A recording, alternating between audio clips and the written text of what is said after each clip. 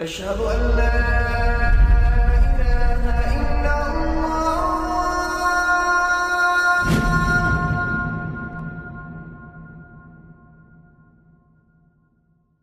Raindrops media পরিবেশিত audio lecture series সিরাহ। এই সিরিজে আলোচিত হবে পৃথিবীর বুকে শ্রেষ্ঠতম মানুষ রাসূলুল্লাহ মুহাম্মদ সাল্লাল্লাহু আলাইহি ওয়াসাল্লামের জীবন কথা। বিসমিল্লাহির রহমানির রহিম। ইন্নাল হামদালিল্লাহি ওয়াসসালাতু ওয়াসসালামু আলা রাসূলিল্লাহি ওয়া আলা আলিহি ওয়াসহাবিহি ওয়াসাল্লামা তাসলিমান কাসীরান মাজিদান ইলা ইয়াউমিদ্দিন, আম্মা বা'দ। আমরা যদি আল্লাহ রাসূল সাল্লাল্লাহু আলাইহি ওয়াসাল্লামের জীবনকে বুঝতে চাই, তাহলে আল্লাহ রাসূলের আগমনের আগের সময়টা কেমন ছিল সেটা বোঝা জরুরি। কেননা আল্লাহ রাসূল সাল্লাল্লাহু আলাইহি ওয়াসাল্লাম ছিলেন হিদায়াতের আলো, আর ইসলাম ছাড়া সব কিছু হলো জাহেলিয়া, আর জাহেলিয়া মানে অন্ধকার। আমরা আলোর উপস্থিতি তখনই কদর করতে পারি যখন আমরা অন্ধকারকে অনুভব করি। তাই রাসূলুল্লাহ সাল্লাল্লাহু আলাইহি ওয়াসাল্লামের সিরাহ জানার সময়ে তৎকালীন আরব ও বিশ্বের অবস্থা সম্পর্কে জানাটা জরুরি। সিরাহ সিরিজের তৃতীয় পর্বে আজ আমরা প্রাক ইসলামিক যুগের রাজনৈতিক অবস্থা এবং কিছু ঘটনা জানার চেষ্টা করব। আল্লাহ রাসূল সাল্লাল্লাহু আলাইহি ওয়াসাল্লামের একটি হাদিসে ইসলাম পূর্ববর্তী সময়টার সারাংশ পাওয়া যায়। রাসূলুল্লাহ সাল্লাল্লাহু আলাইহি ওয়াসাল্লাম বলেন, আমার রব আজকে আমাকে যা শিক্ষা দিয়েছেন তা থেকে তোমাদেরকে এমন বিষয়ে শিক্ষা দেওয়ার জন্য তিনি আমাকে আদেশ করেছেন যে বিষয় সম্পর্কে তোমরা জানো না। সেটা হলো, তিনি বলেছেন, আমি আমার বান্দাদের যে ধনসম্পদ দিয়েছি তা পুরোপুরি হালাল। আমি আমার সমস্ত বান্দাকে একনিষ্ঠ মুসলিম হিসেবে সৃষ্টি করেছি। এরপর তাদের কাছে শয়তান এসে তাদেরকে দিন থেকে বিচ্যুত করে দেয়। যে সমস্ত জিনিস আমি তাদের জন্য বৈধ করেছিলাম সেগুলোকে সে হারাম করে দেয়। উপরন্তু সে তাদেরকে আমার সাথে এমন বিষয় শিরক করার জন্য নির্দেশ দেয় যে বিষয়ে আমি কোনো প্রমাণ পাঠাইনি। আল্লাহ তাআলা পৃথিবীবাসীদের প্রতি দৃষ্টি দিলেন, আরব অনারব সকলকে প্রচণ্ড অপছন্দ করলেন, শুধু আহলে কিতাবের কিছু লোককে ছাড়া। এই অংশটা বিশেষভাবে আবার খেয়াল করুন। আল্লাহ তাআলা পৃথিবীবাসীদের প্রতি দৃষ্টি দিলেন, আরব অনারব সকলকে প্রচণ্ড অপছন্দ করলেন, শুধু আহলে কিতাবের কিছু লোককে ছাড়া। সময়টা ছিল পৃথিবীর ইতিহাসে অন্ধকারতম সময়ের একটি, যখন মানুষের মাঝে হুদা বা পথনির্দেশ নেই। তাওহীদ ছিল দুষ্প্রাপ্য। অল্প কিছু মানুষই এক আল্লাহর ইবাদত করত। মানুষের বিশ্বাসে শিরক রীতিমতো সিংহাসন গেড়ে বসেছে। আরবের মুশরিকরা মাটি দিয়ে মূর্তি বানাতো আর সেসবের পূজা করত, আর বলতো এই মূর্তিগুলো তাদের আল্লাহর নিকটবর্তী করে দেবে। অর্থহীন বিশ্বাস আর আচার সর্বস্বতা ছিল আরবের পৌত্তলিকদের ধর্ম। সমগ্র আরবে কয়েকটা ধর্ম প্রভাবশালী ছিল। তার মধ্যে ইহুদিরা ছিল এমন এক জাতি যারা মুখে অনেক ধর্মীয় বিধিবিধানের কথা বললেও তাদের অন্তরে ধর্মের কোনো প্রভাব ছিল না। তাদের ধর্ম পালন ছিল নাম সর্বস্ব। নিজেদের সুবিধা মতো তারা ধর্ম পালন করত, অন্তরে তাকওয়ার ছাপ ছিল না। ইহুদি ধর্মীয় নেতারা ছিল নীতিহীন, দুর্নীতিপরায়ণ। রোমান সাম্রাজ্যের প্রভাবে তারা সত্যিকারের দিন থেকে দূরে সরে এসে নানা রকম কুসংস্কারে বিশ্বাস করতে শুরু করে। আল্লাহ ও নবীদের ব্যাপারে তারা আপত্তিকর ও ভ্রান্ত ধারণায় বিশ্বাসী ছিল।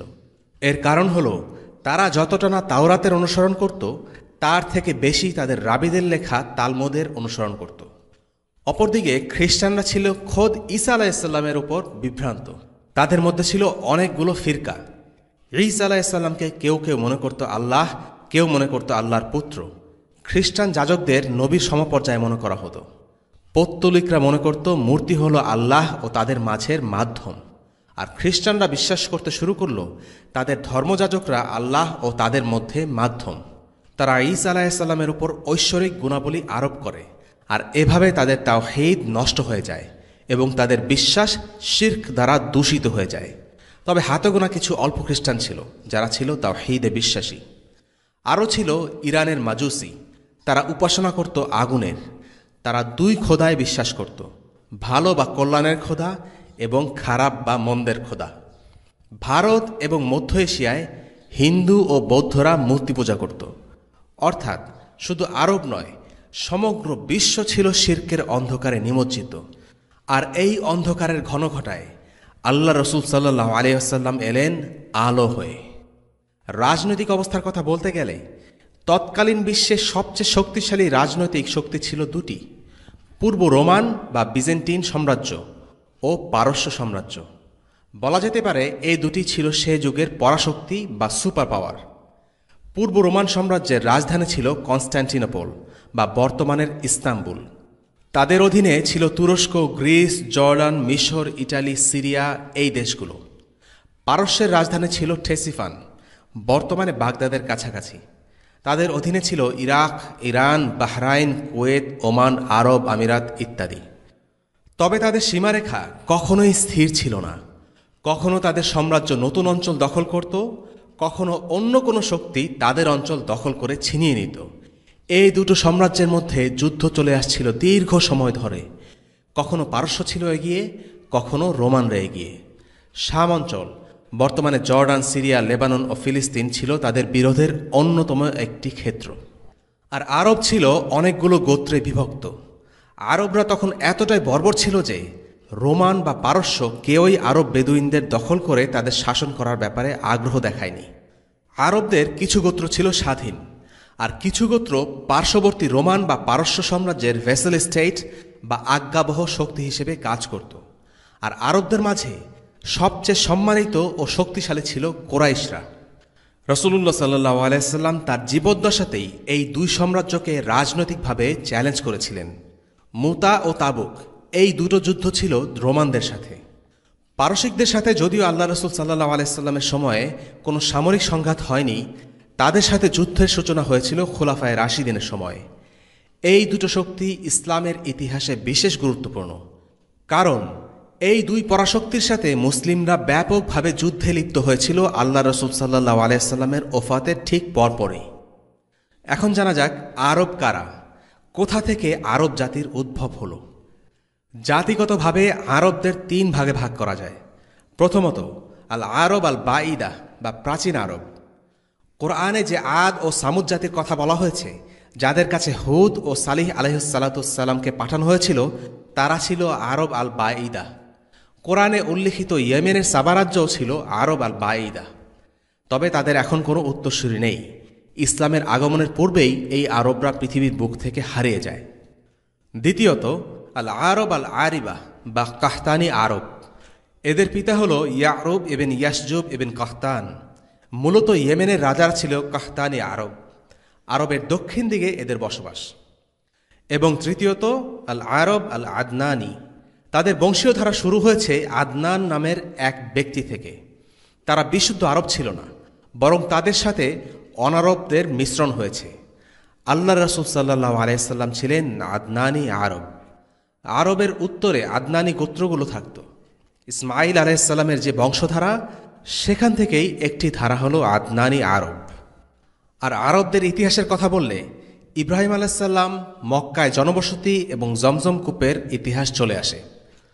ইব্রাহিম আলাইহিস সালাম তার স্ত্রী হাজেরা ও সদ্যজাত পুত্র ইসমাঈলকে নিয়ে হিজাজের উদ্দেশ্যে যাত্রা করেন। তিনি তাদেরকে যে জায়গাটিতে নিয়ে যান, সেই জায়গাটি এখন মক্কা নামে পরিচিত। ওই সময় মক্কা ছিল জনমানব শূন্য। তবে যে স্থানে কাবা নির্মাণ করা হয়েছিল, তা সৃষ্টির শুরু থেকেই পবিত্র ছিল। ইব্রাহিম আলাইহিস সালাম তার স্ত্রী ও পুত্রকে অল্প কিছু পানি ও এক থলে খেজুর সহ সেই নিরিবিলি জায়গায় রেখে আসেন। তারপর কিছু না বলেই সেখান থেকে উল্টো পথে হাঁটা শুরু করেন। হাজেরা আলাইহিস সালাম বুঝতে পেরেছিলেন যে তার স্বামী তাদেরকে রেখে যাবেন, কিন্তু তিনি এটা আশা করেননি যে এরকম জনমানবহীন মরুভূমির মাঝে তিনি তাদেরকে এভাবে ফেলে চলে যাবেন। তিনি স্বামীর পিছে পিছে গিয়ে প্রশ্ন করেন, ইব্রাহিম, আপনি কি আমাদেরকে এখানে ফেলে রেখে যাচ্ছেন? এখানে না আছে কোনো জনবসতি, না কোনো ফল ফসল। ইব্রাহিম আলাইহিস সালাম চুপ করে রইলেন। তার স্ত্রী আবারও সেই একই প্রশ্ন করল। ইব্রাহিম আলাইহিস সালাম কোনো উত্তর দিলেন না। তৃতীয়বার জিজ্ঞেস করা হলো, তখনও তিনি নিশ্চুপ। হাজেরা আলাইহিস সালাম প্রশ্ন করলেন, তবে কি আল্লাহ তাআলা আপনাকে এই নির্দেশ দিয়েছেন? এবার উত্তরে এলো, হ্যাঁ। হাজেরা বললেন, তাহলে চিন্তার কোনো কারণ নেই। আল্লাহ তাআলাই আমাদের দেখাশোনা করবেন, তিনি আমাদের কখনোই অবহেলা করবেন না। হাজেরা জানতেন, যদি আল্লাহ তাআলার আদেশে ইব্রাহিম আলাইহিস সালাম তাদেরকে এমন জনমানবহীন অঞ্চলেও রেখে যান, তবুও দুশ্চিন্তার কোনো কিছু নেই, কেননা আল্লাহ তাআলাই এই আদেশ করেছেন। আল্লাহ তাআলার উপর তার এই বিশ্বাস আছে যে আল্লাহ তাআলাই তাকে দেখে রাখবেন। যদি সে আদেশ হয় এরকম নিরিবিলি স্থানে একাকী বসবাস করা, তবে সেখানেও আল্লাহর হেফাজতের চাদর তাদের ঘিরে রাখবে। ইব্রাহিম আলাইহিসসালাম চলে গেলেন। তিনি অনেক দূর চলে গেলেন যে তার স্ত্রী ও ছেলেকে আর দেখা যাচ্ছিল না। তখন কাবার দিকে মুখ ফিরিয়ে তিনি আল্লাহ তাআলার কাছে একটি দোয়া করেন। এই চমৎকার দোয়াটি কোরআনের সূরা ইব্রাহিমে আছে। রব্বানা ইন্নী আসকানতু মিন যুররিয়্যাতি বিওয়াদিন গায়রি যী যার'ইন ইনদা বাইতিকাল মুহাররম রব্বানা লিয়ুকিমুস সালাহ ربنا ليقيموا الصلاة فاجعل أفئدة من الناس تهوي إليهم وارزقهم من الثمرات لعلهم يشكرون হে আমাদের রব, আমি নিজের এক সন্তানকে তোমার পবিত্র গৃহের সন্নিকটে অনর্বর উপত্যকায় আবাদ করেছি। হে আমাদের রব, যাতে তারা সালাত কায়েম রাখে। আপনি কিছু লোকের অন্তর তাদের প্রতি অনুরাগী করে দিন এবং তাদেরকে রিজিক প্রদান করুন ফল ফলাদি থেকে, যাতে তারা কৃতজ্ঞতা প্রকাশ করে। সূরা ইব্রাহিম আয়াত ৩৭। মাসলোস হায়ারার্কি অফ নিডস নামে একটি থিওরি বা তত্ত্ব আছে, যেখানে মানুষের বিভিন্ন চাহিদাকে একটি পিরামিড আকারে দেখানো হয়েছে। এই পিরামিডের সবচেয়ে নিচের স্তরে আছে মানুষের শারীরবৃত্তীয় চাহিদা অথবা ফিজিওলজিক্যাল নিডস। অর্থাৎ এই তত্ত্ব অনুসারে শারীরিক চাহিদা যেমন খাদ্য গ্রহণ মানব জাতির জন্য সবচেয়ে গুরুত্বপূর্ণ চাহিদা। গুরুত্বের দিক থেকে এর পরে আছে যথাক্রমে সামাজিক চাহিদা, আধ্যাত্মিক চাহিদা এবং পিরামিডের চূড়ায় আছে আত্মোপলব্ধি, নিজের সম্ভাবনা ও প্রতিভাকে আবিষ্কার করে তা বিকশিত করতে ধাবিত হওয়া বা সেলফ অ্যাকচুয়ালাইজেশন। মাসলোর এই তত্ত্ব অনুসারে বলতে হয়, একজন মানুষ প্রথমে তার শারীরবৃত্তীয় চাহিদা পূরণ করতে সচেষ্ট হবে, তারপর দলবদ্ধ হয়ে থাকতে শুরু করবে, এরপর ধর্মের খোঁজ করবে এবং সবশেষে সে নিজস্ব স্বকীয়তা ও সৃষ্টিশীলতার সন্ধান করতে শুরু করবে। কিন্তু ইব্রাহিম আলাইহিসসালামের দোয়াতে এই তত্ত্বের পিরামিড থেকে সম্পূর্ণ উল্টো রূপে দেখা যায়। তিনি তার পরিবারের জন্য আল্লাহ তাআলার কাছে প্রথমেই যা চেয়েছেন তা হল লিয়ুকিমুস সালাহ, যেন তারা সালাত কায়েম করে। অর্থাৎ তিনি প্রথমে অগ্রাধিকার দিয়েছেন আধ্যাত্মিক চাহিদার পূরণের প্রতি। এরপর তিনি দোয়া করেছেন ফাজআল আফইদাতাম মিনান নাস, আপনি কিছু লোকের অন্তরকে তাদের প্রতি আকৃষ্ট করুন। এখানে তিনি তার পরিবারের জন্য মানুষের অন্তরে ভালোবাসা গড়ে দেওয়ার জন্য আল্লাহ তাআলার কাছে অনুরোধ করছেন। এটি হলো তার পরিবারের জন্য সামাজিক চাহিদা। সবশেষে আল্লাহ তাআলার কাছে তিনি যা চাইলেন তা হলো রিজক, অর্থাৎ তাদের শারীরবৃত্তীয় চাহিদা পূরণ। ওয়ারযুকহুম মিনাস সামারাত, তাদেরকে ফল ফলাদি দ্বারা রুজি দান করুন। তবে এখানে এটাও লক্ষণীয় যে ইব্রাহিম আলাইহিসসালাম তার দুআর শেষ অংশে শুধুমাত্র রুজির ব্যবস্থা করে দেওয়ার জন্যই অনুরোধ করেননি, বরং এর সাথে ইবাদতের ব্যাপারটিও যুক্ত করে দিয়েছেন। তিনি বলেছেন লাআল্লাহুম ইয়াশকুরুন, যেন তারা শুকরিয়া আদায় করে, কৃতজ্ঞতা প্রকাশ করে। ইব্রাহিম আলাইহিসসালাম চলে গেলেন। বিবি হাজেরার কাছে যে অল্প খাবার ছিল তা কিছুদিনের মধ্যেই শেষ হয়ে গেল। আর ইসমাইল আলাইহিসসালাম তখনও ছিলেন দুধের শিশু। হাজেরা তার শিশুকে বুকের দুধ খাওয়াচ্ছিলেন, কিন্তু সেই দুধও একসময় শুকিয়ে গেল। ইসমাইল প্রচণ্ড ক্ষুধায় কাঁদছে। সন্তানের কান্না সহ্য করতে না পেরে মা খাদ্যের খোঁজে বের হলেন। একটি পাহাড় বেয়ে উপরে উঠতে লাগলেন। এ পাহাড়ই পরে আসসাফা নামে পরিচিত হয়েছিল। সেই পাহাড়ের উপরে উঠে একবার ডানে তাকান, আবার বায়ে তাকান, কিন্তু কাছাকাছি কোনো মানব বসতির সন্ধান দেখতে পেলেন না। এরপর পাহাড় থেকে নেমে উপত্যকায় ফিরে এলেন। কাপড় গুটিয়ে এবার উঠতে লাগলেন আরেকটি পাহাড়ে, পরবর্তীতে যা আল মারওয়া নামে পরিচিত হয়। এই পাহাড়ের চূড়ায় উঠেও ডানে বায়ে তাকাতে লাগলেন, কিন্তু এবারও কাউকে দেখতে পেলেন না। একদিকে পুত্র ইসমাইল প্রচণ্ড ক্ষুধায় কাতরাচ্ছে, অন্যদিকে মা হাজেরা কিছু পাওয়ার আশায় আসসাফা ও আল মারওয়া পাহাড় দুটির মাঝে ছোটাছুটি করছেন। এভাবে ইতিমধ্যে 7 বার 2 পাহাড়ে ওঠানামা করা হয়ে গেছে। 7ম তিনি যখন পাহাড়ের চূড়ায় উঠলেন, তখন একটি আওয়াজ শুনতে পেলেন। আওয়াজটি কোথা থেকে এসেছে তা বোঝার জন্য আশেপাশে তাকাতে লাগলেন। হঠাৎ অবাক বিস্ময় আবিষ্কার করলেন যে শিশু ইসমাইল আলাইসাল্লামের পায়ের কাছ থেকে আওয়াজটি আসছে। আল্লাহ তাআলার নির্দেশে জিবরিল আলাইসাল্লাম সেখানে জমজম কূপ খনন করে দিয়েছেন, আর হাজেরা আলাইসাল্লাম এই কূপের আওয়াজই শুনতে পেয়েছিলেন। প্রচণ্ড খুশিতে তিনি পানির উৎসের দিকে দৌড়ে গেলেন। মরুভূমিটি শুষ্ক ছিল, তাই পানি শুকিয়ে যেতে পারে চিন্তা করে হাজেরা আলাইসাল্লাম পানি ধরে রাখার জন্য কুয়ার মতো একটি জায়গা তৈরি করলেন। এই ঘটনা বর্ণনা করার সময় রাসূলুল্লাহ সাল্লাল্লাহু আলাইহি ওয়াসাল্লাম বলেছিলেন, ইসমাঈল আলাইহিসসালামের মায়ের উপর আল্লাহ তাআলা রহম করুন। তিনি যদি এভাবেই তা ফেলে রাখতেন তাহলে সেখান থেকে নদী প্রবাহিত হয়ে যেত। অর্থাৎ তিনি কুয়া বানিয়ে যদি পানি ধরে না রাখতেন তাহলে তা থেকে একটি নদী প্রবাহিত হতো। চোখের সামনে ক্ষুধায় কাতর পুত্রের কষ্ট ও কান্না দেখে নিশ্চয়ই হাজেরা অনেক কষ্ট পাচ্ছিলেন। তার বুক ভেঙে গিয়েছিল, হয়তোবা তিনি কাঁদছিলেনও। কিন্তু তিনি ছিলেন একজন মুমিনা ও মুত্তাকি বান্দা। আল্লাহ আজ্জা ওয়া জাল তাকে পরীক্ষা করছিলেন। আল্লাহ তাআলা তার জন্য এক মহাপুরস্কার ঠিক করে রেখেছিলেন, কিন্তু হাজেরা তা জানতেন না। তাই তিনি নিশ্চয়ই প্রচণ্ড কষ্টের মাঝে ছিলেন। বিবি হাজেরার এই ঘটনা বর্ণনা করার সময় রাসূলুল্লাহ সাল্লাল্লাহু আলাইহি ওয়াসাল্লাম বলেছিলেন, আর এ কারণেই আমরা হজের সময় সাফা মারওয়া ওঠানামা করি। অর্থাৎ আজ পর্যন্ত আমরা হাজেরার পদাঙ্ক অনুসরণ করে এসেছি। হাজেরা যদি জানতেন যে এমন এক সময় আসবে যখন সারা বিশ্বের লক্ষ লক্ষ মুসলিম তার পদাঙ্ক অনুসরণ করবে, তাহলে তিনি মুখে এক চিলতে হাসি নিয়েই সাফা মারওয়া ওঠানামা করতেন। তবে এই ঘটনা থেকে আমাদের অনেক কিছু শেখার আছে। মাঝে মাঝে আল্লাহ আমাদেরকে বিশেষ কিছু পরিস্থিতির মধ্যে ফেলে পরীক্ষা নেন, কিন্তু আমরা জানি না আল্লাহ তাআলা আমাদের জন্য কি ঠিক করে রেখেছেন। কোনো কঠিন পরিস্থিতির মুখোমুখি হলে আমাদের মনে রাখতে হবে যে হাজেরাও এক সময় কষ্টকর পরিস্থিতির মধ্যে দিয়ে গিয়েছিলেন, আর সেই মুহূর্তে আল্লাহ তাআলার উপর তার অগাধ বিশ্বাসের কারণে তাকে দেয়া হয়েছে এক অসাধারণ প্রতিদান। জমজম কূপ সৃষ্টি হলো, মরুভূমিতে পানির অভাব দূর হলো, আর স্বাভাবিকভাবেই শুরু হলো প্রাণের সমাগম। পাখিরা কূপের চারপাশে উড়তে লাগলো। সেখানে তখন জুরহুম নামের একটি যাযাবর গোত্র ছিল। এদের আদি নিবাস ছিল ইয়েমেনে, কিন্তু তারা ইয়েমেন ত্যাগ করে এখানে চলে আসে। ইয়েমেনের ইতিহাস থেকে জানা যায় যে বিভিন্ন সময়ে ব্যাপক হারে লোকজন এই স্থান ছেড়ে চলে গিয়েছিল। এরকম একটি ঘটনা কোরআনে উল্লেখ করা হয়েছে। তখন ইয়েমেনে সাবা জাতির বসবাস ছিল। তারাই প্রথমবারের মতো সেখানে একটি বাঁধ তৈরি করেছিল। যে মরুভূমিতে বৃষ্টি হয় না বললেই চলে, সে মরুভূমিতে বাঁধ দেওয়ার কারণে সারা বছর পানি সরবরাহ তৈরি হলো।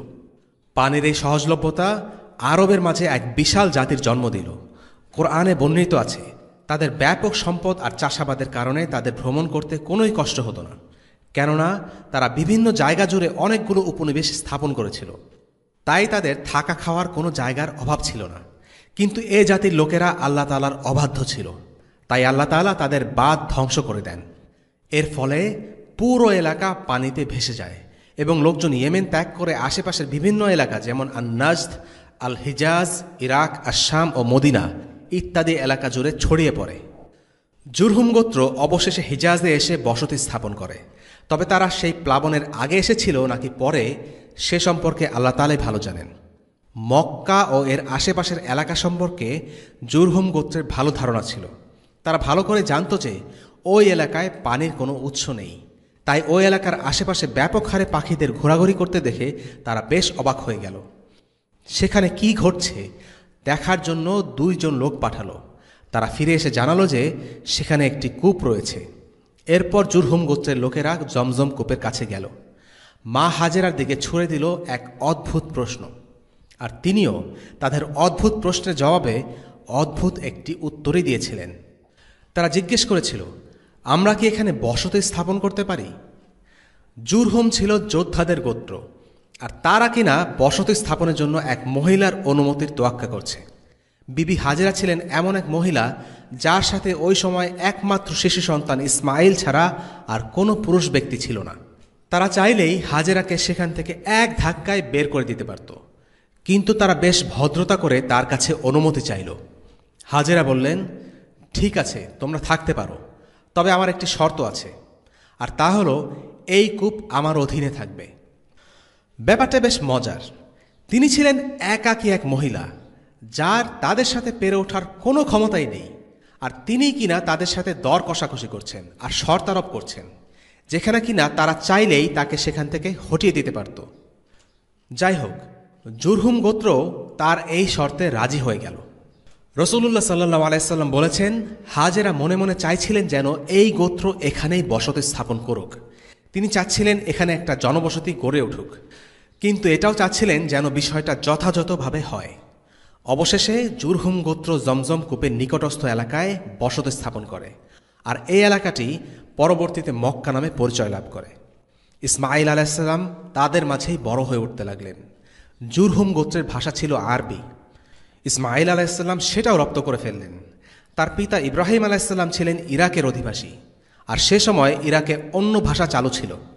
ইসমাঈল আলাইহিস সালাম জুরহুম গোত্রের এক মহিলাকে বিয়ে করেন, আর সেখান থেকেই শুরু হয় রাসূলুল্লাহ সাল্লাল্লাহু আলাইহি সাল্লামের বংশধারা। সে সময়ে মক্কার রাজনৈতিক নেতৃত্ব জুরহুম গোত্রের হাতে ছিল।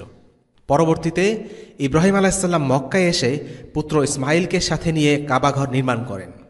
মক্কার ধর্মীয় নেতৃত্ব ছিল ইসমাঈল আলাইহিস সালামের হাতে, আর তা যুগ যুগ ধরে তার উত্তরসূরিদের মাঝে বহাল ছিল। জুরহুম গোত্রের হাতে রাজনৈতিক ক্ষমতা থাকলেও ধর্মীয় কর্তৃত্ব কখনোই তারা লাভ করেনি। এর সাথেই প্রাসঙ্গিকভাবে এসে যায় কুরাইশ বংশের উৎপত্তি।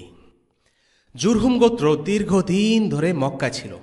ধীরে ধীরে তারা দুর্নীতিগ্রস্ত হয়ে পড়ে এবং ক্ষমতার অপব্যবহার শুরু করে। তখন আল্লাহ তাআলা তাদের মাঝে বনু খুজাআ গোত্রকে পাঠান। বনু খুজাআ জুরহুম গোত্রকে মক্কা থেকে বের করে দেয়। বনু খুজাআ ছিল একটি ইয়েমেনি গোত্র এবং অন্যান্য গোত্রসমূহের মতো এটিও ইয়েমেন ত্যাগ করেছিল। অবশেষে তারা হিজাজে কর্তৃত্ব স্থাপন করে। এদিকে জুরহুম মক্কা ছেড়ে যাওয়ার আগে দুটো কাজ করল। প্রথমত, তারা জমজম কূপের মুখ বন্ধ করে দিল এবং এর সমস্ত চিহ্ন মুছে দিল। দ্বিতীয়ত, আল কাবার ভেতরে যে মূল্যবান সম্পদগুলো ছিল সেগুলো তারা সাথে করে নিয়ে গেল।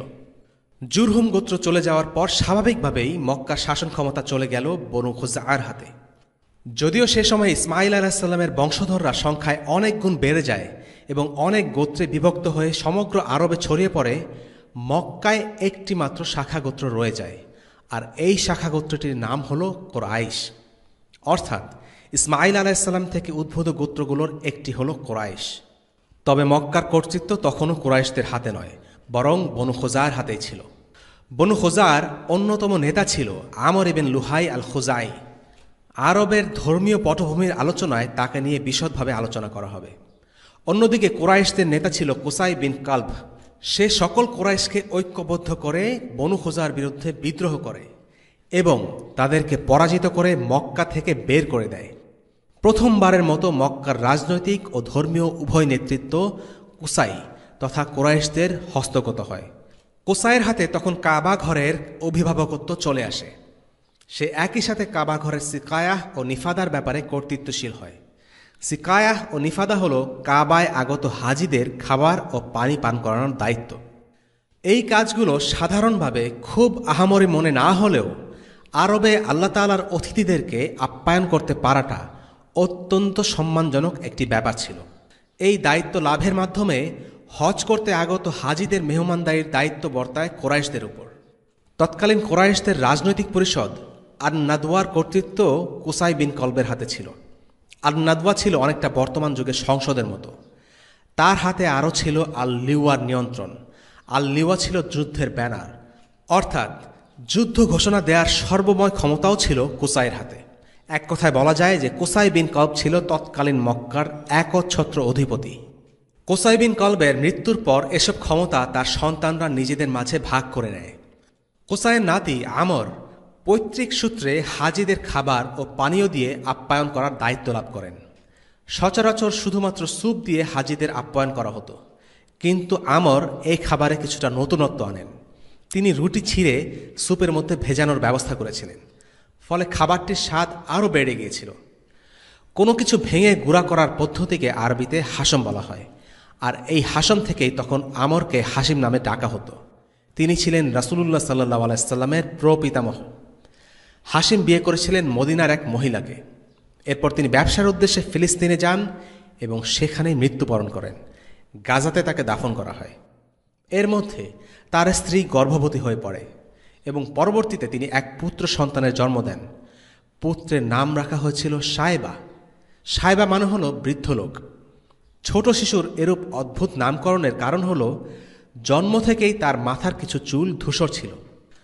স্বামীর মৃত্যুর পর সায়বার মা মদিনাতে পিতামাতার কাছেই থেকে গিয়েছিলেন, তাই সায়বার ছোটবেলা কেটেছিল মদিনায়, তার নানা বাড়িতে।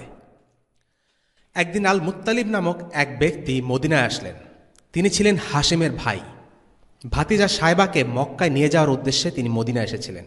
তখন সায়বার বয়স ছিল প্রায় 8 বছর।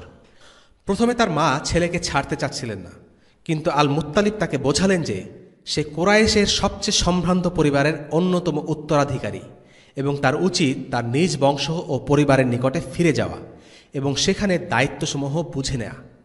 এ কথা শুনে সায়বার মা রাজি হন। এরপর আল মুত্তালিব সায়বাকে নিয়ে মক্কায় ফিরে যান। সায়বাকে এর আগে মক্কায় কেউ দেখেনি। তখনকার দিনে দাস কেনাবেচা খুব সাধারণ একটি ব্যাপার ছিল, তাই লোকজন আল মুত্তালিবের সাথে এই অচেনা ছোট ছেলেটিকে দেখে ভেবেছিল সে বোধ হয় আল মুত্তালিবের দাস। তাই তারা সায়বাকে আব্দুল মুত্তালিব বলে ডাকতে থাকে। আর এই আব্দুল মুত্তালিব হলেন রাসূলুল্লাহ সাল্লাল্লাহু আলাইহি সাল্লামের দাদা। তার আসল নাম ছিল সায়বা, কিন্তু লোকেরা মুত্তালিবের দাস ভেবে তাকে আব্দুল মুত্তালিব নামে ডাকতে শুরু করেছিল। আব্দুল মুত্তালিব বা রাসূলুল্লাহ সাল্লাল্লাহু আলাইহি সাল্লামের দাদা ছিলেন রাসূলুল্লাহ সাল্লাল্লাহু আলাইহি সাল্লামের আবির্ভাবের আগ পর্যন্ত সবচেয়ে বিখ্যাত ব্যক্তি। তার জীবনে 3টা ঘটনা আছে যেগুলো কুরাইশদের ইতিহাসে খুব গুরুত্ববাহী এবং তাৎপর্যপূর্ণ। সেগুলো নিয়ে আলাদা আরেকটা পর্বে বিশদভাবে আলোচনা করা হবে। আল্লাহ পাক কোরআনে বলেছেন, ওয়ালাকাদ বাআসনা ফি কুল্লি উম্মাতির রাসূলান, আমি প্রত্যেক উম্মতের মধ্যেই রাসূল প্রেরণ করেছি। প্রত্যেক জাতির জন্যই আল্লাহ পাক নবী পাঠিয়েছেন, এবং আরব জাতির জন্য নবী ছিলেন ইব্রাহিম আলাইহিস সালাম এবং তার ছেলে ইসমাঈল আলাইহিস সালাম। এজন্য কোরআনে আল্লাহ পাক একাধিকবার বলেছেন, মিল্লাত আবিকুম ইব্রাহিম, এই হলো তোমাদের পিতা ইব্রাহিমের ধর্ম। ইব্রাহিম আলাইহিস সালাম দ্বীন ইসলাম প্রতিষ্ঠা করার সময় কিছু প্রথা প্রতিষ্ঠা করে যান। তার মধ্যে একটি হলো মক্কার পবিত্রতা। মক্কার পবিত্রতাকে আমরা হারাম বলে থাকি। নিষিদ্ধর যে অনুবাদ হারাম, এই হারাম সেই একই শব্দ। হারাম বলার পেছনে কারণ হলো কিছু কাজ মক্কার বেষ্টনীর বাইরে হালাল, কিন্তু ভিতরে হারাম। এটা একটা পবিত্রতা। উদাহরণস্বরূপ, আপনি এই হারাম বেষ্টনীর ভিতরে কোনো শিকার করতে পারবেন না। একটা হরিণ দেখলেন, কিন্তু একে শিকার করা যাবে না, এটা এখানে নিষিদ্ধ। এবং এখানে কোনো গাছ উপড়ে ফেলা যাবে না, এমনকি কোনো কারণ ছাড়া গাছ থেকে একটা পাতাও ছেঁড়া যাবে না। আল্লাহ সুবহানাহু ওয়া তাআলা সূরা আলে ইমরানের 97 নম্বর আয়াতে বলছেন, ওয়ামান দাখালাহু কানা আমিনা, যে এর মধ্যে প্রবেশ করলো সে নিরাপত্তা লাভ করলো। এবং এই নিয়মটা আজও পর্যন্ত বহাল আছে ইসলামিক শরিয়াতে। কোনো অপরাধীও অপরাধ করার পর যদি হারামের মধ্যে নিরাপত্তার জন্য আসে, সে নিরাপদ, কারণ এটা হারাম। এবং জাহিলিয়াতের যুগেও আরবরা এই প্রথাটা পালন করে আসছিল। ইবনে আব্বাস রাদিয়াল্লাহু আনহু বলেন, জাহিলিয়াতের সময় আমরা দেখতাম কেউ তার পিতার খুনিকে দেখছে তাওয়াফ করতে, কিন্তু তার একটা চুলও স্পর্শ করবে না, কারণ এটা হলো হারাম, এর মধ্যে কোনো কিছুই করা যাবে না। ইব্রাহিম আলাইহিস সালাম কাবার প্রতি সম্মান প্রদর্শনপূর্বক এই প্রথাটি চালু করেন। আরেকটি প্রথা যা ইব্রাহিম আলাইহিস সালাম প্রতিষ্ঠা করে গিয়েছিলেন তা হলো 4টি পবিত্র মাস।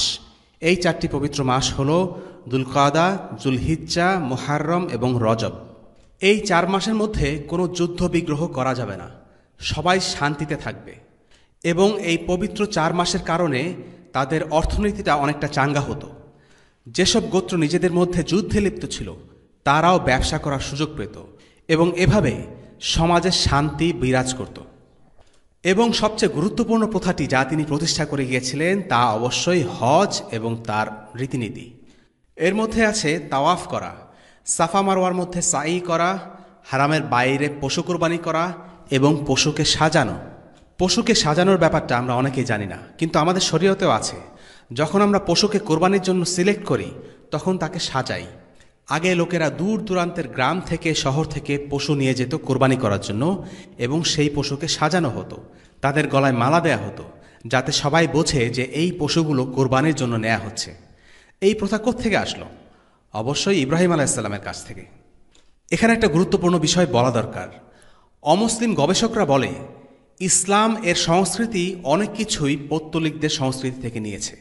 যেমন পৌত্তলিকরা কাবাকে পবিত্র মনে করত, তারা তাওয়াফ করত, তারা এই করত সেই করত। আসলে এটা সবকিছুই দৃষ্টিকোণের ব্যাপার। একটা গ্লাসকে অর্ধেক খালি অথবা অর্ধেক ভরা ভাবে ব্যাখ্যা করা যেতে পারে। অমুসলিম হিসেবে স্বাভাবিকভাবেই তারা এটা ইব্রাহিম আলাইহিসসালামের প্রতিষ্ঠিত প্রথা হিসেবে মানতে রাজি না। এই প্রথাগুলো পৌত্তলিকদের কাছ থেকে এসেছে। এই দৃষ্টিকোণ থেকে দেখাটা তাদের চিন্তাভাবনা অথবা তাদের এজেন্ডাকে স্যুট করে। কিন্তু মুসলিম হিসেবে আমরা জানি এ সবই ইব্রাহিম আলাইহিসসালামের প্রতিষ্ঠিত রীতিনীতি, এবং রাসূলুল্লাহ সাল্লাল্লাহু আলাইহি ওয়াসাল্লাম পৌত্তলিকতাকে নির্মূল করে ইব্রাহিম আলাইহিসসালামের আসল আদর্শকে পুনরুজ্জীবিত করেছেন। সুতরাং আরবদের নবী ছিলেন ইব্রাহিম আলাইহিসসালাম এবং তারপর ইসমাঈল আলাইহিসসালাম, এবং তাদের দাওয়াত ছিল তাওহীদের দাওয়াত। তাহলে পৌত্তলিকতার সূচনা কোত্থেকে হলো? আসলে তারা প্রথমত মুসলিমই ছিল, কিন্তু কালের পরিক্রমায় তারা একটা সময়ে এসে মুশরিক হয়ে যায়। রাসূলুল্লাহ সাল্লাল্লাহু আলাইহি ওয়াসাল্লামের আমলে আরবে মূলত 3টি ধর্মের প্রচলন ছিল: পৌত্তলিকতা, ইহুদি এবং খ্রিস্ট ধর্ম। এবং আরবে শিরকের উদ্ভব বা পৌত্তলিকতার সূচনার ইতিহাস বলতে গেলে প্রথমে যে ব্যক্তির নামটি আসে সে হল আমর বিন লুহাই আল খুজাই, যে ছিল খুজা গোত্রের নেতা। সে ছিল বেশ উদারমনা এবং ক্ষমতাবান এক ব্যক্তি। তাকে তার গোত্রের লোকেরা অনেক সম্মান করত। তারা তাকে এতটাই সম্মান করত যে তার কথাকে আইন হিসেবে মেনে নিত। একবার আমর বিন লুহাই ব্যবসার উদ্দেশ্যে আশামে যায়। আশাম বলতে সিরিয়া, ফিলিস্তিন, লেবানন এবং জর্ডানকে বোঝানো হয়ে থাকে। সেখানে সে কিছু মূর্তি দেখে। স্থানীয় লোকদেরকে এগুলোর ব্যাপারে জিজ্ঞাসা করা হলে তারা তাকে বলে, মূর্তিগুলো আমাদের এবং আল্লাহর মধ্যে মধ্যস্থতাকারী। আমরা এক এক রকম সমস্যার জন্য এক এক মূর্তির কাছে সাহায্য চাই। তারা আমাদের হয়ে আল্লাহর কাছে প্রার্থনা করে। মূর্তি পূজার এই প্রথা আমর বিন লুহাই আল খুজাইকে অভিভূত করে। তার মনে হলো যে এই মুহূর্তে আরবদের জন্য এমন একটি প্রথার বিশেষ প্রয়োজন। আরবদের এমন কাউকে দরকার যা তাদের হয়ে আল্লাহর নিকট প্রার্থনা করবে। আমর বিন লুহাই আল খুজাই আশামের লোকদের কাছে একটা মূর্তি চাইল, যেন সেই মূর্তিটি তার গোত্রের লোকদের কাছে নিয়ে যেতে পারে। তারা তাকে হুবাল নামের একটা বিশাল মূর্তি দিল। এটা সেই হুবাল যেটা উহুদের যুদ্ধের পর আবু সুফিয়ান বলেছিল, উলু হুবাল, হুবাল জয়ী হয়েছে। তো আমর সেই হুবালের মূর্তি নিয়ে মক্কায় ফেরত গেল এবং হারামে গিয়ে আল কাবা ঠিক এক পাশে একে স্থাপন করল। তার গোত্রের লোকদেরকে বলল যে এই মূর্তিটি তাদের হয়ে আল্লাহর সাথে মধ্যস্থতা করবে। মক্কা ছিল আরবের কেন্দ্রবিন্দু, ধর্মীয় ব্যবস্থাপনার মধ্যস্থল। সেখানে একটি মূর্তি আনার অর্থ হচ্ছে নতুন ধর্মের প্রবর্তন করা। আর এই কারণে মক্কার চারপাশে এই বিদাতটি যেন দাবানলের মতো ছড়িয়ে পড়ল। মানুষের মাঝে এই ভ্রান্ত প্রথাটি ব্যাপকভাবে ছড়িয়ে পড়ার আরেকটি কারণ ছিল ব্যক্তি হিসেবে সমাজে আমর বিন লুহাই আল খুজাইয়ের গ্রহণযোগ্যতা, তাকে অন্ধভাবে অনুসরণ করতে চাওয়ার প্রবণতা। তিনি তার গোত্রের মধ্যে অন্যতম সম্মানিত ব্যক্তি ছিলেন, তাই সবাই তাকে অনুসরণ করতে চাইত। মূর্তি বানানো এবং তা বিভিন্ন গোত্রের কাছে বিক্রি করা মক্কার একটি আলাদা ব্যবসায় রূপ নিল। বিভিন্ন গোত্র মক্কায় আসত এবং মানুষ তাদের পছন্দের মূর্তি কিনে নিয়ে চলে যেত। তারা বহনযোগ্য মূর্তি বানানো শুরু করল, যাতে মূর্তিগুলো নিয়ে বিভিন্ন জায়গায় ভ্রমণ করা যায়। মূর্তি পূজার বিষয়ে ওমর রাদিয়াল্লাহু আনহুর একটা ঘটনা আছে। একদিন ওমরকে দেখা গেল একবার তিনি হাসছেন, আবার তিনি কাঁদছেন। তাকে জিজ্ঞাসা করা হলো কেন তিনি এমন করছেন। তিনি বললেন, আমি জাহিলি যুগের একটা দিনের কথা ভেবে হাসছি। সেদিন আমি ভ্রমণে বের হয়েছিলাম। হঠাৎ আমার মূর্তি পূজা করার শখ জাগল, কিন্তু আমার মনে পড়ল যে আমি মূর্তিটি ফেলে এসেছি। তাই আমি উপাসনা করার জন্য একটা উপায় বের করার চেষ্টা করলাম। তখন আমার সাথে ছিল কিছু খেজুর। আমি সেই খেজুরগুলো দিয়ে একটি মূর্তি বানালাম এবং সেই মূর্তির পূজা করলাম। কিন্তু সেই রাতে আমার অনেক খিদে পায়। তখন আমি খেজুরের তৈরি মূর্তিটি খেয়ে ফেলি। ওমর রাদিয়াল্লাহু আনহু পুরনো দিনগুলোর কথা মনে করছিলেন এবং অনুধাবন করছিলেন যে মূর্তি পূজারীরা কতটা বোকা। এভাবেই ইসলাম মানুষকে বদলে দেয়। এটাই ইসলামের কারামত। ইসলাম মানুষকে তুচ্ছ অবস্থান থেকে অনেক উঁচু স্থানে উন্নীত করে। ওমর ইবনুল খাত্তাব রাদিয়াল্লাহু আনহুর ব্যাপারে আব্বাস মাহমুদ আল আক্কাদ তার বইয়ে একটি প্রশ্ন তুলেছেন, ইসলাম ছাড়া ওমর বিন খাত্তাব কি হতে পারতেন? এর উত্তরে তিনি ব্যাখ্যা করেন, তিনি তার গোত্রের প্রধান হতে পারতেন, অথবা তিনি কোরাইশ গোত্রের একজন প্রসিদ্ধ নেতা হতে পারতেন, অথবা সর্বোচ্চ তিনি কোরাইশ বংশের নেতা হতেন। তবে তিনি যদি কম বয়সে মারা যেতেন, সেটাই হতো তার জন্য প্রত্যাশিত ও স্বাভাবিক ঘটনা। ইসলাম গ্রহণের পূর্বে তিনি মদ্যপানে অভ্যস্ত ছিলেন। এই বদভ্যাসের জন্য তিনি হয়তো অল্প বয়সে অপরিচিত অবস্থায় মারা যেতে পারতেন, কিন্তু ইসলাম তাকে ও তার অবস্থানকে বদলে দিয়েছে। ইসলাম গ্রহণের কারণে তিনি শুধু সমগ্র আরবের নেতা হননি, পুরো পৃথিবীর 2/3 নেতা হয়েছিলেন। ইসলামের ইতিহাসে তিনি ছিলেন এক অসাধারণ ব্যক্তিত্ব। মক্কায় মূর্তি পূজা সাধারণ ও একটি স্বাভাবিক ব্যাপার হয়ে দাঁড়ায়। বিভিন্ন উদ্দেশ্যের জন্য বিভিন্ন মূর্তি পাওয়া যেত। আল কাবা এইসব মূর্তি দ্বারা অপবিত্র হয়ে যায়। তখন কাবা শরীফে প্রায় 360টি মূর্তি ছিল। চারদিকে শিরকের ছড়াছড়ি। একটি আমদানি করা মূর্তি থেকে শিরক সবার মাঝে ছড়িয়ে পড়ল। দিনে দিনে এটি একটি ব্যবসায় রূপ নেয়, আর এভাবেই ইসমাইল আলাইসাল্লামের আনিত দিনের বিকৃতি ঘটে। রসুল্লাহ সাল্লাহ আলাইসাল্লাম বলেছেন, আমি জাহান্নামে আমর বিন লুহাই আল খুজাইকে নারী ভুরি ছ্যাঁচড়াতে চলতে দেখেছি, কারণ সেই আরবে সর্বপ্রথম মূর্তি পূজার প্রচলন করেছিল। এবং স্বাভাবিকভাবেই একটা প্রশ্ন এসে যায়, কিভাবে মাত্র এক ব্যক্তির হাত দিয়ে আরবে শিরক প্রবেশ করল? কয়েকটা পয়েন্ট। 1. সংকীর্ণ মানসিকতা। কোরাইশ নেতা আমর ইবনে লুহাই মূর্তি পূজা শিখেছিলেন আমালেকা জাতির কাছে। ইংরেজিতে একে অ্যামেলকাইটস বলা হয়ে থাকে। আমালেকা জাতি ছিল প্রচণ্ড শক্তিশালী। তারা ছিল সে সময়ের তথাকথিত সভ্যতার ধারক বাহক। তাদের নিজস্ব সাহিত্য আর কালচার ছিল রাজনৈতিক ও সামরিক প্রতিপত্তি, আর্কিটেকচার এবং ঐতিহ্য। বলা হতো তারা ছিল অপরাজেয়। অন্যদিকে আরবরা তেমন কিছুই ছিল না। মুসলিম ঐতিহাসিক ইবনে খালদুন বলেছিলেন, দুর্বল জাতি সবল জাতির অনুসরণ করে। আমর ইবনে লুহাইয়ের তাই হয়েছিল। সে আমালেকা জাতির শ্রেষ্ঠত্ব বিশ্বাস করত, আর তাই তাদের বিশ্বাস ও সভ্যতা দেখে সে মুগ্ধ হয়ে যায় এবং তাদের অনুসরণ করা শুরু করে। এমনটা আমরা দেখি এই যুগে কিছু মুসলিমদের মাঝে, যারা পশ্চিমা সভ্যতার অন্ধ অনুসরণ করে। পশ্চিমা সভ্যতার মাঝে তারা যা কিছু দেখে তাই সাদরে গ্রহণ করে এবং ভালো বলে বিশ্বাস করে। বস্তুত এটা একটা সংকীর্ণ মানসিকতা। একটি জাতি সামরিক দিক দিয়ে শক্তিশালী হলেই যে তাদের আকীদা, বিশ্বাস, মূল্যবোধ আর রীতিনীতি ঠিক হবে, এমনটা ঠিক নয়। একজন মুসলিম ইসলামের আকীদা ও মূল্যবোধকে সব কিছুর উপর প্রাধান্য দেবে, যদিও বা সে দুর্বল বা শোষিত হয়। মুসলিম মর্যাদা ইসলামের মাঝে, কোরআন ও সুন্নাহ অনুসরণের মাঝে, অন্য জাতিকে কপি পেস্টের মাঝে নয়। 2.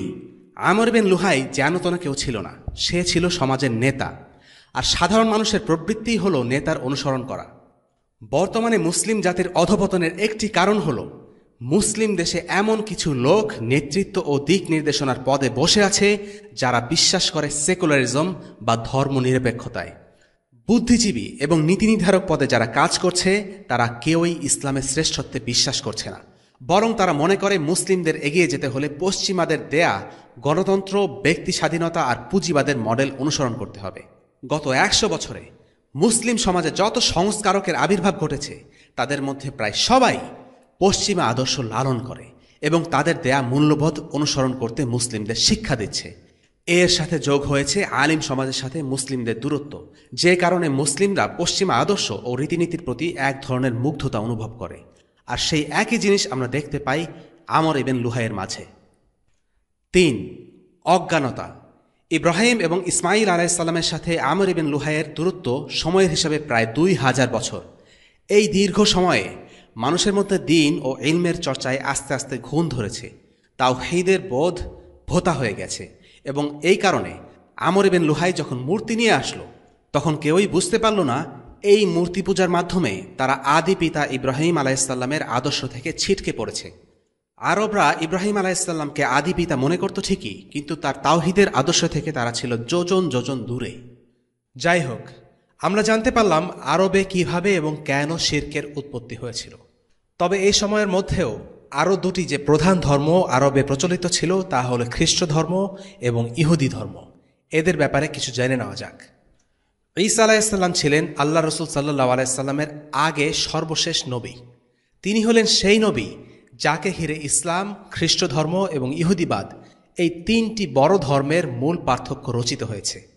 মুসলিম উম্মাহ হিসাবে আমাদের উচিত খ্রিস্ট ধর্মের ইতিহাস সম্পর্কে জানা, যেন আমাদের আগে সর্বশেষ উম্মাহ যে ভুলের কারণে পথভ্রষ্ট হয়েছে সেই একই ভুলে আমরা পা না দেই। ঈসা আলাইহিস সালামের মৃত্যুর পরেই তার অনুসারীদের মধ্যে বিতর্ক সৃষ্টি হয়। কে ছিলেন ঈসা? কি ছিলেন ঈসা? কেউ কেউ বলতে লাগলো তিনি ছিলেন আল্লাহর সন্তান, কেউ বলতে লাগলো তিনি ছিলেন স্বয়ং আল্লাহ মানুষের বেশে মানুষের মাঝে এসেছেন। কেউ নিয়ে আসলো আরও আজব কিছু তত্ত্ব। আর হ্যাঁ, কিছু লোক ছিল সত্যের ওপর, তারা বলল তিনি ছিলেন আল্লাহর রসূল। অনেকগুলো দল আর উপদল তৈরি হলো ঈসা আলাইসাল্লামকে নিয়ে। মোটা দাগে দুই ভাগে ঈসা আলাইসাল্লামের অনুসারীদের ভাগ করা যায়। এক দলকে ইংরেজিতে বলা হয় জুইশ খ্রিস্টান, যারা বিশ্বাস করত ঈসা ছিলেন একজন মানুষ, আল্লাহর রসূল। বাংলায় আমরা তাদের তাওহীদবাদী খ্রিস্টান বলতে পারি, কেননা তাদের বিশ্বাস আমাদের আকীদা বিশ্বাসের বেশ কাছে। আর আরেকটি দলকে ইংরেজিতে বলা হয় পলিন খ্রিস্টান বা যাজক পলের অনুসারী খ্রিস্টান। তারা বিশ্বাস করত ঈসা আলাইসাল্লাম ছিলেন আল্লাহর পুত্র। যাজক পল দাবি করত সে ছিল ঈসার অনুসারী। আসলে এটা ছিল মিথ্যা দাবি। সে নিজের মন গড়া কিছু বিশ্বাসকে খ্রিস্ট ধর্মের নামে চালিয়ে দিয়েছিল। ঈসা আলাইসাল্লাম যে শরীয়ত এনেছিলেন সে শরীয়তকে সে বাতিল করে দেয় এবং খ্রিস্ট ধর্মের মধ্যে শিরকি আকীদা প্রবেশ করায়। খ্রিস্ট ধর্মের অনুসারীরা ঈসা আলাইসাল্লামের মৃত্যুর পর প্রায় ৩০০ বছর ধরে রোমান আর ইহুদিদের হাতে শোষিত ও নিগৃহীত হতে থাকে। আমরা জানি ইহুদিরা ঈসা আলাইসাল্লামকে নবী বলে স্বীকার করেনি, তারা খ্রিস্টানদের অপছন্দ করত।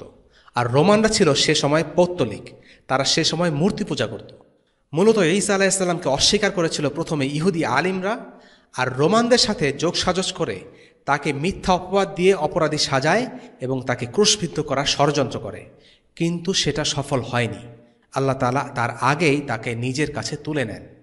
যাই হোক, ৩০০ বছর ধরে খ্রিস্টানরা শোষিত হতে থাকে রোমানদের হাতে। তাদের কাউকে পুড়িয়ে মারা হতো, কাউকে সিংহের গর্তে ছুঁড়ে মারা হতো, কারো মাথাকে করাত দিয়ে দুভাগ করা হতো, কারো গায়ের উপর চালিয়ে দেয়া হতো লোহার চিরুনি। কিন্তু এক পর্যায়ে ঘটল এক অদ্ভুত ঘটনা।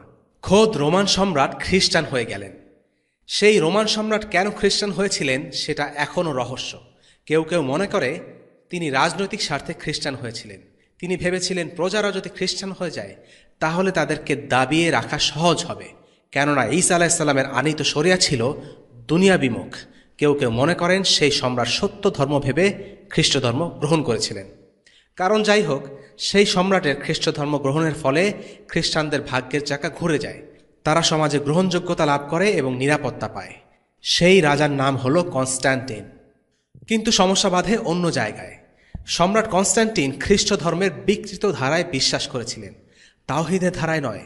তিনি সেন্ট পলের বানানো খ্রিস্ট ধর্মে বিশ্বাস করেছিলেন, ঈসা আলাইসাল্লামের আনীতে তাওহীদে নয়। আর তাই তিনি ৩২৫ খ্রিস্টাব্দে তিনি সর্বপ্রথম খ্রিস্ট ধর্মের অনুসারীদের নেতাদের ডেকে একটি কনফারেন্স ডাকেন। সেটি নাইসিয়ার কনফারেন্স বলে খ্যাত। সেই কনফারেন্সে তিনি পলিন খ্রিস্টিয়ানিটি অর্থাৎ পলের মতবাদকে অফিসিয়ালি খ্রিস্ট ধর্ম হিসেবে ঘোষণা করেন আর অন্য সব ধারাকে বাতিল হিসেবে ঘোষণা করেন। শুধু তাই নয়, অন্য ধারার খ্রিস্টানদের হত্যা করার হুমকি দেন যদি তারা পলের মতবাদে বিশ্বাস না করে। এই ঘোষণার পর অন্য ধারার খ্রিস্টানরা পালাতে শুরু করে। তাওহীদবাদী খ্রিস্টানদের ধারা নিষিদ্ধ ঘোষিত হয়। এতদিন ধরে খ্রিস্টানরা অন্য ধর্মের হাতে শোষিত হতো। এখন পলের অনুসারী খ্রিস্টানরা তাওহীদবাদী খ্রিস্টানদের উপর অত্যাচার শুরু করে। অত্যাচার থেকে বাঁচতে কেউ কেউ পালায় ইথিওপিয়া, কেউ কেউ ইরানে, কেউ কেউ ইয়েমেনে, কেউ কেউ আরবে। এভাবে পলের মতবাদ প্রতিষ্ঠিত হয় আর তাওহীদবাদীদের সংখ্যা কমে যেতে থাকে। বর্তমানে খ্রিস্ট ধর্মের যত দল উপদল আছে সেগুলোর সবগুলোই সেন্ট পলের বাতিল মতবাদ থেকে উদ্ভূত। সত্যিকারের তাওহীদবাদী খ্রিস্টান অল্প কিছু বেঁচে ছিল রাসূলুল্লাহ সাল্লাল্লাহু আলাইহি সাল্লামের আগমনের সময় পর্যন্ত। তার মধ্যে একজন হলেন সাহাবী সালমান আল ফারিস রাদিয়াল্লাহু আনহু, যার ঘটনাটা খুবই ইন্টারেস্টিং, যা পরবর্তীতে আমরা আলোচনা করব। এ তো গেল খ্রিস্ট ধর্মের উৎপত্তির হিসাব নিকাশ। আর আরবে কিভাবে খ্রিস্ট ধর্ম এলো তা জেনে নেওয়া যাক। ঈসা আলাইহিস সালামের পর পর্যায়ক্রমে খ্রিস্ট ধর্মের বিভিন্ন শাখা প্রশাখার সৃষ্টি হয় এবং ধীরে ধীরে অনেক অনুসারী ধর্মচ্যুত হয়। খুব কম সংখ্যক লোকই ছিল অবশিষ্ট যারা সত্যিকার অর্থে এই ধর্মের প্রকৃত অনুসরণ করত। পরবর্তীতে তারাই পুনরায় খ্রিস্ট ধর্ম পুনরুজ্জীবিত করতে সক্ষম হয়। ঈসা আলাইহিস সালামের ধর্মের মূল বক্তব্য ছিল বিশুদ্ধ তাওহীদ। সেই অনুসারীদের মধ্যেই একজন একবার ইয়েমেনে যান এবং সেখানে নাজরান নামের এক এলাকায় খ্রিস্ট ধর্ম প্রচার করা শুরু করেন। সেখানে অনেক গোপনে এবং ধীরে ধীরে খ্রিস্ট ধর্ম প্রচারের কাজ চলে আসছিল। ততদিনে কাব্বান আসাদ মারা যায় আর ইয়েমেনের রাজা ছিল তার ছেলে জু নওয়াস। নতুন এই ধর্মের কথা তার কানে গেলে সে এটিকে নিষিদ্ধ ঘোষণা করে এবং এর অনুসারীদের ক্রোশবিদ্ধ করে হত্যা করে। সহিহ মুসলিমে এই সংক্রান্ত একটি কাহিনী বর্ণিত আছে। গল্পটি এক রাজা ও এক কম বয়সী ছেলেকে নিয়ে। অনেক আলিম গল্পটিকে রাজা জু নওয়াস এবং ইয়েমেনের তাওহীদবাদী খ্রিস্টানদের ঘটনা হিসেবে বর্ণনা করে থাকেন। ঘটনাটি এমন: এক রাজা ছিল, সে জাদুবিদ্যা চর্চা করত এবং তার উপদেষ্টাও ছিল জাদুকর। কালের পরিক্রমায় এক সময় জাদুকর বার্ধক্যে উপনীত হয়। সে রাজাকে বলে, আমার তো সময় শেষ হয়ে আসছে, আমি যে কোনো মুহূর্তে মারা যেতে পারি, তাই আমি একজনকে এই জাদুবিদ্যা শিখিয়ে যেতে চাই, যেন আমি মারা যাওয়ার পর সে আমার অভাব পূরণ করতে পারে। তারা জাদুকরের উত্তরসূরির সন্ধান করতে থাকে। অতঃপর তারা এক বালককে সেই জাদুকরের ছাত্র হিসেবে মনোনীত করে। ছেলেটি খুব সকালে তার বাড়ি থেকে জাদুকরের কাছে জাদুবিদ্যা শিখতে যেত এবং রাতে নিজের বাড়ি ফিরে যেত। একদিনের ঘটনা, জাদুকরের বাড়ি যাওয়ার পথে সে দেখল একটি ইবাদতখানা। তার পাশ দিয়ে যাওয়ার সময় সেখানে প্রার্থনার আওয়াজ শুনতে পেল। ছেলেটির কাছে এই ইবাদত একটু অন্যরকম ঠেকল। সে ঠিক এই ধরনের ইবাদতের সাথে পরিচিত ছিল না। সে জায়গাটি ঘুরে দেখার সিদ্ধান্ত নিল। বস্তুত এটি ছিল তাওহীদের গির্জা, যেখানে ঈসা আলাইহিস সালামের আনীত সত্য ধর্মের দাওয়াত দেয়া হতো। সেখানে এক লোকের কাছে সে খ্রিস্টান ধর্মের ব্যাপারে জানতে পারল এবং তা তাকে অভিভূত করল।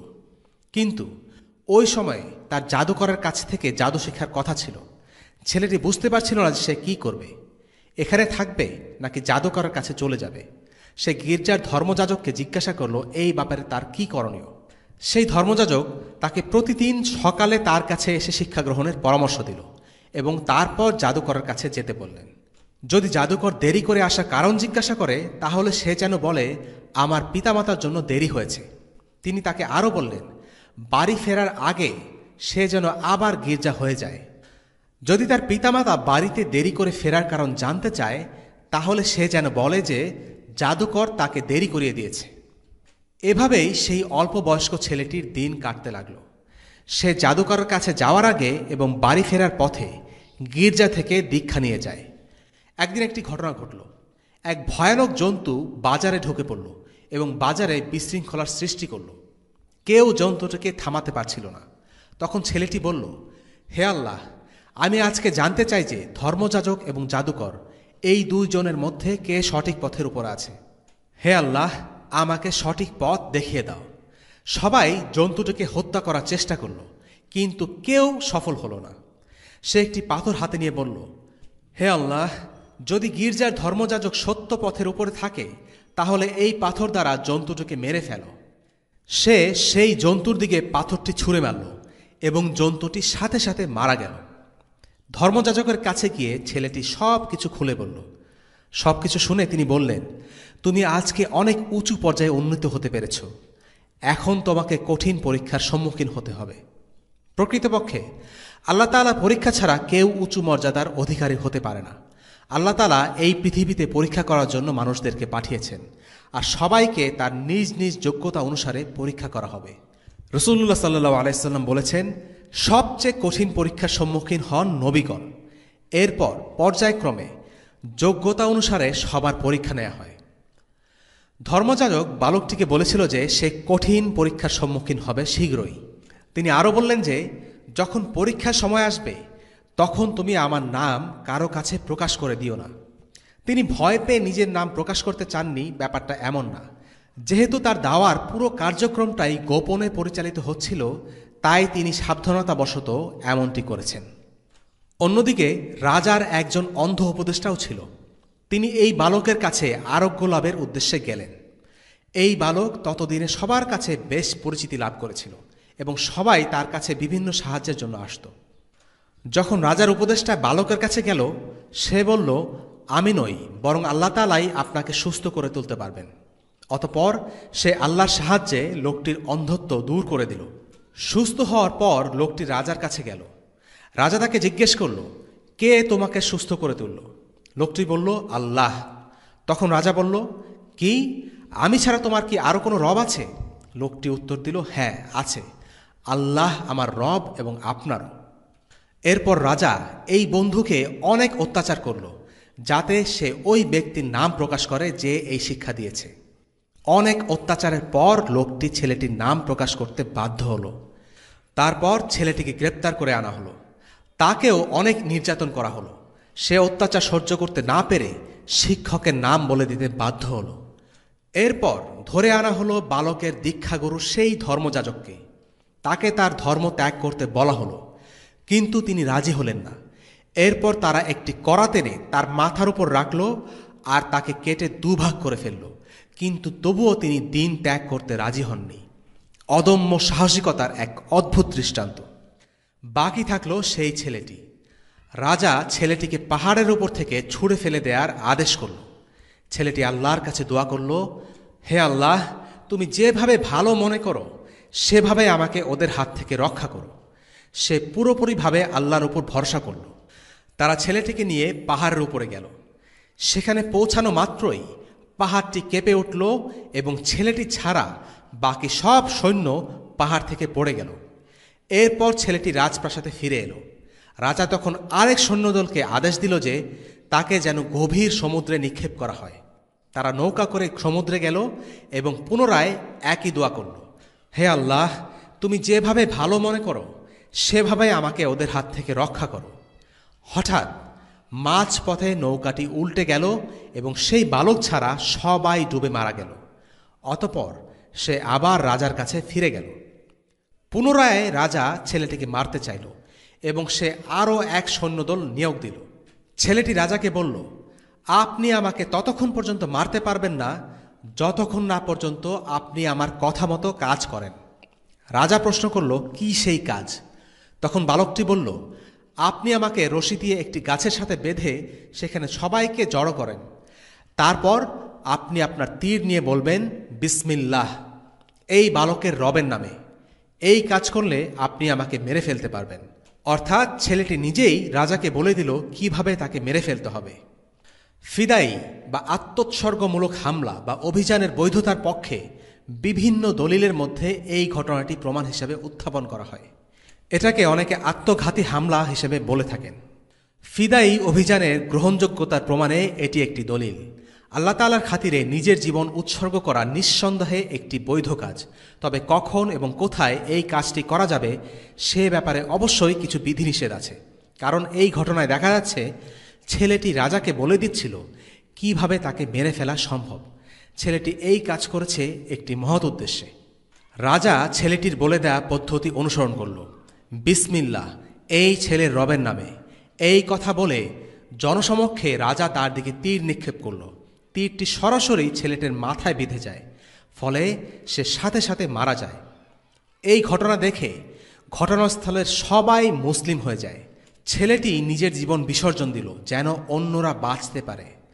আর বেঁচে থাকার অর্থ তো একমাত্র ইসলামের মধ্যেই নিহিত। যে জীবনে ইসলাম নেই সেই জীবনের কোনো মূল্য নেই।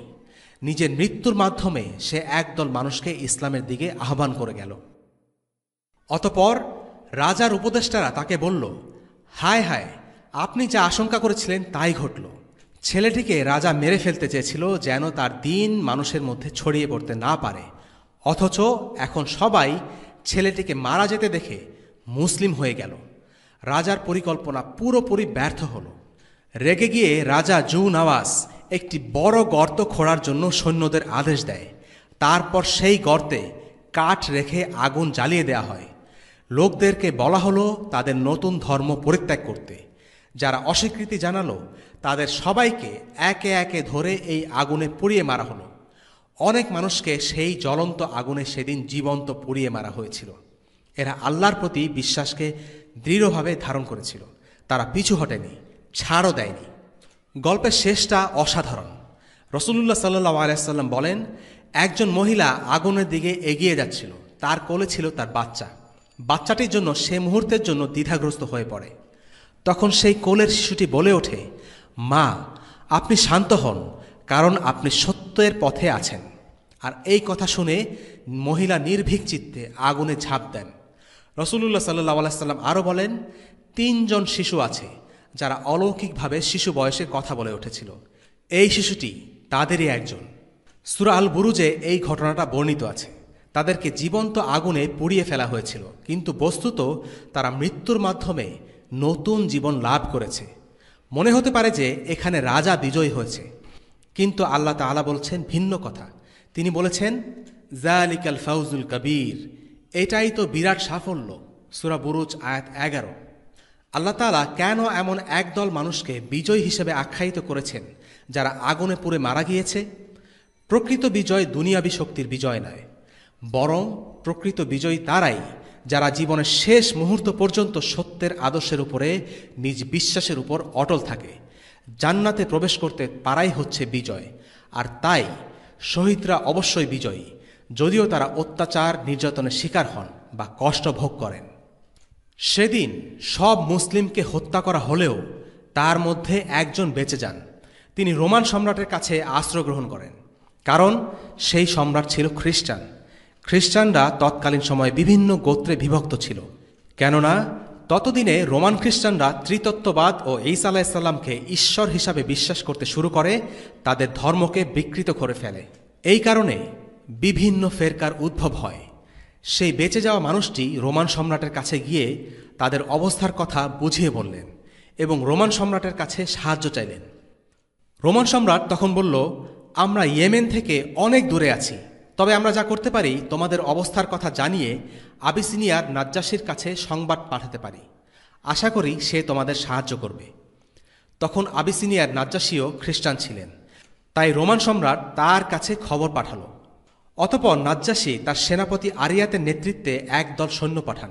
তারা ইয়েমেন আক্রমণ করে এবং জুনাওয়াসের সাথে যুদ্ধ করে। যুদ্ধে জুনাওয়াস পরাজিত হয় এবং লোহিত সাগরে ঝাঁপ দিয়ে আত্মহত্যা করে। ইয়েমেনের কিছু অংশে তখন আবিসিনিয়ার শাসন শুরু হয়। প্রতিশোধ নেয়ার উদ্দেশ্যে তারা এই আক্রমণ পরিচালনা করে, কারণ ইয়েমেনের ইহুদিরা খ্রিস্টানদের হত্যা করেছিল। আরিয়াত কিছুদিনের জন্য ইয়েমেন শাসন করে। এমন সময়ে আরিয়াতের এক সেনাপতি তার বিরুদ্ধে বিদ্রোহ করে বসে এবং এই বিদ্রোহের ফলে ইয়েমেনে বসবাসরত আবিসিনিয়ানরা দুই দলে বিভক্ত হয়ে যায়। একদল ছিল আরিয়াতের পক্ষে এবং অন্য দল ছিল বিদ্রোহী সেনাপতি আব্রাহার পক্ষে। দল দুটি পরস্পরের বিরুদ্ধে যুদ্ধে জড়িয়ে পড়ে। আরিয়াত আব্রাহাকে বলে, আমরা যদি দুই দল মিলে যুদ্ধ করি তাহলে ইয়েমেনের লোকেরা আমাদের হাত থেকে ইয়েমেন ছিনিয়ে নেবে। কেমন হয় যদি আমরা শুধু দুইজন একে অপরের বিরুদ্ধে যুদ্ধ করি? আব্রাহা রাজি হয়, কিন্তু সে একটি চক্রান্ত করে। সে গোপনে তার কয়েকজন দেহরক্ষীর সাথে আরিয়াতের বিরুদ্ধে চক্রান্ত করল যে যদি তারা আব্রাহাকে হারতে দেখে তবে তারা যেন তাকে সাহায্য করার জন্য এগিয়ে আসে। বর্ণনা মতে আরিয়াত ছিল লম্বা এবং সুঠাম দেহের অধিকারী, অন্যদিকে আব্রাহা ছিল খাটো এবং স্থূলকায়। তারা যখন একে অপরের বিরুদ্ধে যুদ্ধ করছিল তখন চারপাশে অনেক মানুষ যুদ্ধ দেখছিল। যুদ্ধের প্রথমেই আরিয়াত আব্রাহাকে আক্রমণ করে এবং এক পর্যায়ে তার নাক কেটে ফেলে। এমন অবস্থায় আব্রাহার একজন রক্ষী এগিয়ে এসে আরিয়াতকে মেরে ফেলে। এভাবেই আব্রাহা ইয়েমেনের শাসন ক্ষমতা দখল করে। এখন আসে ইহুদি মতবাদের প্রচলন সম্পর্কে। ইয়েমেনের রাজা কাব্বান আসআদ ব্যবসার উদ্দেশ্যে শামে গিয়েছিল। মদিনা অতিক্রম করার সময় সে তার ছেলেকে সেখানে রেখে যায়, যেন সে ফিরে আসার আগ পর্যন্ত তার ছেলে মদিনায় ব্যবসা চালিয়ে নিতে পারে। কিন্তু মদিনার কিছু লোক তার ছেলেকে মেরে ফেলে। মদিনায় ফিরে এসে সে তার ছেলের মৃত্যু সংবাদ পায়। এই সংবাদ শুনে মদিনাকে ধ্বংস করার সিদ্ধান্ত নেয়। তাই সে মদিনায় আক্রমণ করে। তার বিশাল সৈন্যবাহিনীকে মোকাবেলা করার মতো মদিনার তেমন কোনো শক্তি ছিল না। কাব্বান চাইলে মদিনাকে ধুলোয় মিশিয়ে দিতে পারত, কিন্তু হঠাৎ সে সময়ে মদিনায় দুজন ইয়াহুদি রাবির আগমন ঘটে। রোমানরা যখন জেরুজালেম দখল করে ইহুদিরা তখন বাস্তুহারা হয়ে যায়। তখন তাদের মধ্যে কেউ কেউ শেষ নবীর খোঁজে আরবে চলে আসে। তাদের ধর্মগ্রন্থে শেষ নবীর আগমনের কিছু লক্ষণ ছিল। তারা মদিনায় সেই লক্ষণগুলো দেখতে পায়, তাই তারা মদিনায় বসতি স্থাপন করে। সেখানে তারা বাস করত তিনটি গোত্র, বনু কাইনুকা, বনু নাজির এবং বনু কোরাইজা। ইহুদি রাবিরা কাব্বান আসআদের কাছে গিয়ে বলল, দেখুন, এই স্থানটি আল্লাহ তাআলা সুরক্ষিত করে রেখেছেন। যদি আপনি মদিনাকে ধ্বংস করার চেষ্টা করেন তবে আল্লাহ তাআলা আপনাকে ধ্বংস করে দেবেন। তারা এ কথা সে কথা বলে শেষ পর্যন্ত কাব্বানকে বোঝাতে সক্ষম হয় যে মদিনা আক্রমণ করলে কাব্বান ভুল করবে। তাদের কথায় কাব্বান এতটাই প্রভাবিত হয় যে শুধুমাত্র মদিনা আক্রমণ থেকেই ক্ষান্ত হয়নি, বরং তার ইহুদি ধর্ম ভালো লেগে যায় এবং সে ইহুদি ধর্ম গ্রহণ করার ইচ্ছা প্রকাশ করে। এরপর সে সেই রাবীদের ইয়েমেনে যাওয়ার জন্য অনুরোধ করে। তারা রাজি হয় এবং অবশেষে কাব্বান ইহুদি ধর্ম গ্রহণ করে। সেই সময় হাওয়াজিন এবং কোরাইশ গোত্রের মধ্যে বিরোধ চলছিল। হাওয়াজিন গোত্রের লোকেরা মক্কা ও কাব্বান আসাদের মধ্যে দ্বন্দ্ব সৃষ্টি করার প্রয়াস চালিয়ে আসছিল এবং তারা এই উদ্দেশ্য পূরণে সফলও হয়। কাব্বান মক্কা আক্রমণের সিদ্ধান্ত নেয়। তখন ইহুদি রাবীরা আবার তাকে বলল যে আল্লাহ তাআলা মক্কাকেও সুরক্ষিত করে রেখেছেন, তাই মক্কায় আক্রমণ করার বদলে কাব্বানের মক্কায় যাওয়া উচিত এবং কাবা শরীফ তাওয়াফ করা উচিত। কাব্বান ইহুদি রাবীদের তার সাথে মক্কায় গিয়ে কাবা শরীফ তাওয়াফ করার জন্য অনুরোধ করে, কিন্তু তারা সেখানে যেতে অস্বীকৃতি জানায়, কারণ ইহুদি আলিমদের জন্য কাবা তাওয়াফ করা সমীচীন হবে না, কেননা কাবা মাটির তৈরি মূর্তি দ্বারা পরিবেষ্টিত। সুতরাং কাব্বান একা মক্কায় যায় এবং কাবা তাওয়াফ করে। কাব্বান সর্বপ্রথম কাবা শরীফকে চাদর দিয়ে আবৃত করে।